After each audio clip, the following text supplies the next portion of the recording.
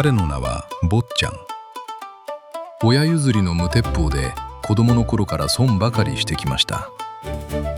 学校の2階から飛び降りて腰を抜かし、生やされれば小刀で指まで切ってみせる、まっすぐすぎる気性だったのです。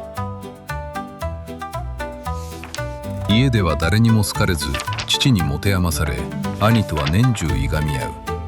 そんな彼を下女の清だけが可愛がりました。あなたはまっすぐで良いご気性だ。坊ちゃんという呼び名も清がつけたものでした。物理学校を出ると、坊ちゃんは四国の中学校へ数学教師として赴任することになりました。月給は40円。落ち着いたら呼ぶ。そう言い残して旅立つ彼を、清はただ寂しそうに見送ったのです。汽車を乗り継いだ先は山ばかりの小さな田舎町。下宿はイカ銀という骨董屋でした。迎えた最初の出勤日、職員会議。坊ちゃんは人にあだ名をつける癖があります。もったいぶった校長はタナキ、赤いシャツを気取る教頭は赤シャツ、色白で気の弱い英語教師は裏なり、赤シャツに付き従いお世辞ばかり並べる美術教師は野太鼓。坊ちゃんはめいめいにあだ名をつけていきました。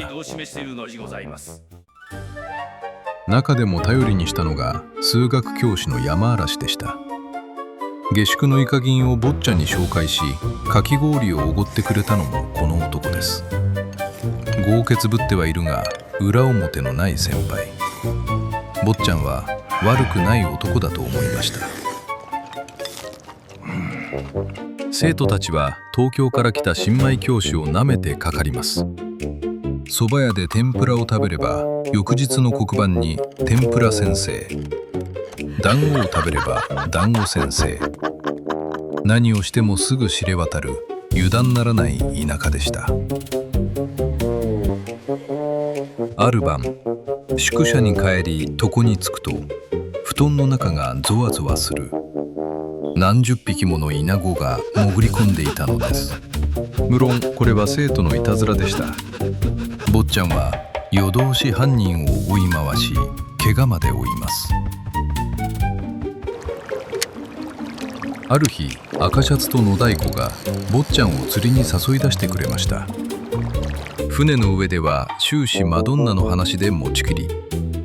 マドンナとは町一番の美しい娘のあだ名でした。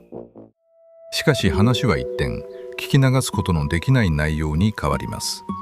例の堀田がバッタを。本当ですよ。堀田とは山嵐のことでした。坊ちゃんはまさかと思いつつも少し考え込んでしまいました。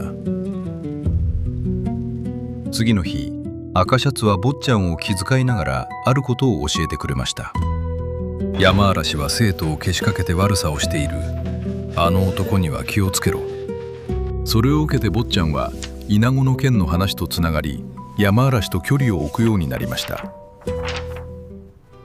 数日後、坊ちゃんのイナゴの件が騒ぎを増し、職員会議にかけられました。赤シャツは厳しい処分は良くないと生徒に寛大な処置を求めます。その時、山嵐が奮然と立ち上がりました。生徒を厳しく罰し、坊ちゃんに謝罪させるべきだと言い放ちます。坊ちゃんは感心しつつも、なぜそこまでするのだろうと疑いを強めました。そして坊ちゃんは山嵐に向かって、そんな男に借りは作れないとおごられたかき氷の料金を山嵐の机に叩きつけました。すると山嵐は、これは受け取るから下宿先を出て行ってくれ。君は乱暴すぎて下宿先で持て余されているんだと告げます。お世話になった先輩との決定的な決裂、そして宿を失った坊ちゃん。新しい住まいを世話したのは英語教師の裏なりでした。しかし裏なりに突然の転任話が訪れます。遠い九州の延岡へ行けというのです。表向きは栄転、しかし占いは知っていました。これはすべて赤シャツの差し金であるということを。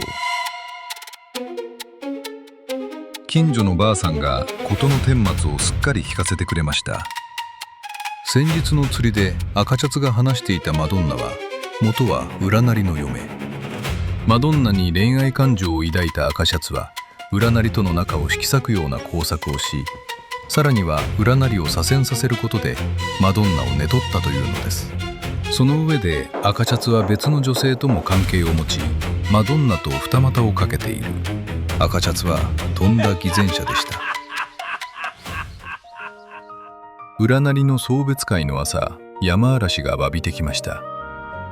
イカ銀の主が自分の骨董品を買わない坊ちゃんが邪魔になり、坊ちゃんが乱暴で困っているという嘘を吹き込んだとのこと。坊ちゃんは机の一銭五輪を取り返し、やはり君のおごりにするよと笑います。それから事の顛末を説明し、決裂していた二人は固く手を結びました。占いの送別会で赤シャツは涙ぐむふりをして心にもない別れの言葉を並べます。その間、野太鼓はおどけて舞を踊る。坊ちゃんと山嵐はその白々しさに虫座が走るのをじっとこらえていました。その頃町は戦の祝勝会でにぎわっています。その夜、中学と師範学校の生徒が大乱闘に。止めようと飛び込んだ坊ちゃんと山嵐は騒ぎの渦に巻き込まれます。これも仕組まれた罠だったのです。翌朝の新聞にはなんと2人が乱闘を煽ったと記されていました。裏で糸を引いたのは無論赤シャツです。汚名を着せられ山嵐はついに辞職へ追い込まれます。坊ちゃんももはやこの学校に未練はなくなっていました。去る前に一矢報いたい。こうして考えるうちにここで2人は赤シャツが夜な夜な足を運ぶ芸者小屋を狙うことに決めます。坊ちゃんと山嵐は芸者小屋からの帰り道で夜通し張り込むことに決めました。夜明け前、芸者小屋から赤シャツと野太鼓がふらりと出てきました。坊ちゃんと山嵐はこの時を粛々と待っていました。何をしているんだ。赤シャツに生卵を叩きつけ、ついに2人を取り押さえます。長年の鬱憤を今晴らすのです。坊ちゃんは卑怯者の所業を一つずつ並べ立てます。警察に訴えたければ訴えろ。その代わり貴様の悪事は何もかも世間にさらしてやる。2人を思う存分懲らしめ、その足で町を去りました。山嵐とは駅で固い握手を交わし別れを告げました。東京へ帰った坊ちゃんを待っていたのは清でした。よく無事で帰ってきたとシワだらけの顔で涙を流して喜びます。坊ちゃんはその後町を支える鉄道の義手となりました。けれどその幸せは長くは続きません。清は肺炎を患い、坊ちゃんに看取られて世を去りました。